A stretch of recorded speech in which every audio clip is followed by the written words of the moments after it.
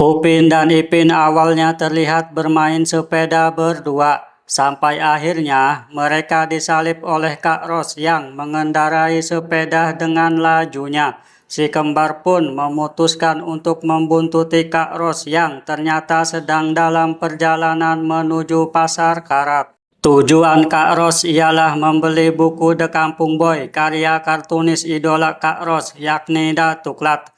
Namun, Kak Ros hanya menginginkan buku yang memiliki tanda tangan Datuklat. Akan yang ada tanda tangan pelukis buku nih.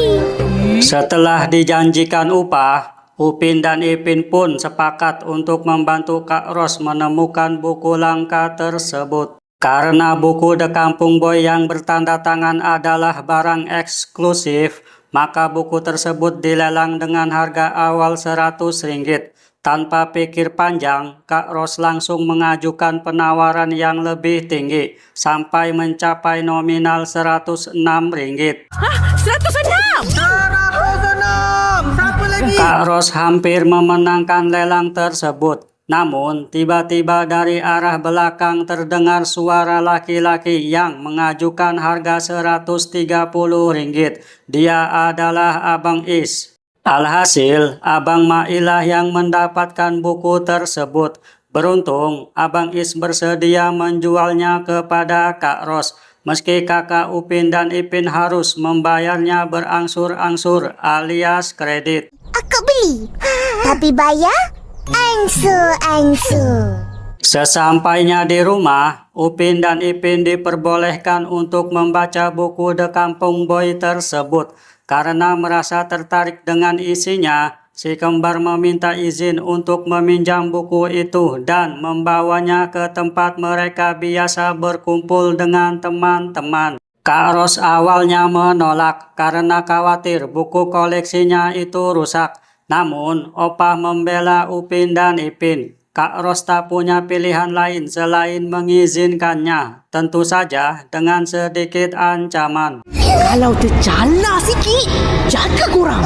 Sayangnya, belum jauh Upin dan Ipin melangkah dari rumah, keduanya sudah membuat buku tersebut jatuh dan kotor terkena lumpur karena berusaha mengejar Rembo yang mencuri sebelah sandal Upin. Di depan kedai runcit, tampak Abang Is yang sedang duduk bersama adiknya Mail. Abang Is sedang bermain gitar sembari mengajari Mail yang memegang alat tulis lengkap untuk mencatat kunci gitar yang diajarkan abangnya.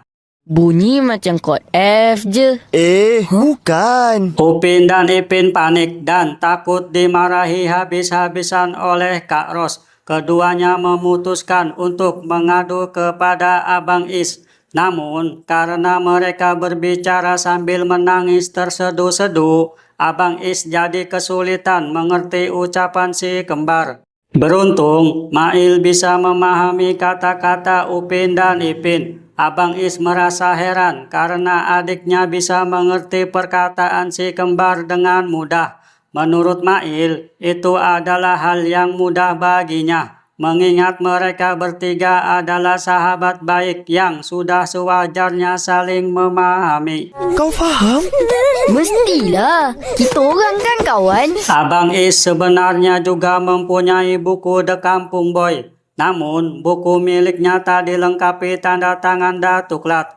Mail sempat berniat untuk meniru tanda tangan tersebut. Tetapi Abang Is mengingatkan bahwa itu merupakan tindakan yang dilarang. Ketika keempatnya sudah mulai putus asa, muncul Datuklat yang sedang berjalan-jalan untuk menikmati suasana kampung. Sang kartunis legendaris yang menulis buku The Kampung Boy bersedia untuk menandatangani buku yang dipegang Upin dan Ipin. Ipin, tengok ni.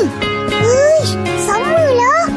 Mereka membicarakan banyak hal bersama Datuklat, lalu mengajak kartunis tersebut berkeliling kampung dan mengunjungi warung Uncle Mutu untuk mencicipi SABCD. Di warung Uncle Mutu, Upin dan Ipin meminta Datuklat agar bersedia menggambarkan komik khusus untuk Kak Ros. Bis-bis ya.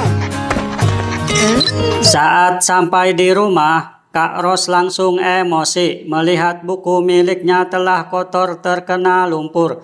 Dia semakin marah karena kedua adiknya justru tersenyum tanpa meminta maaf. Kemudian, Upin dan Ipin memberikan buku baru yang telah ditandatangani Datuklat. Setelah mengetahui bahwa kedua adiknya bertemu sang idola, Kak Ros pun merajuk karena Upin dan Ipin tak memberitahu bahwa Datuklat berkunjung ke kampung.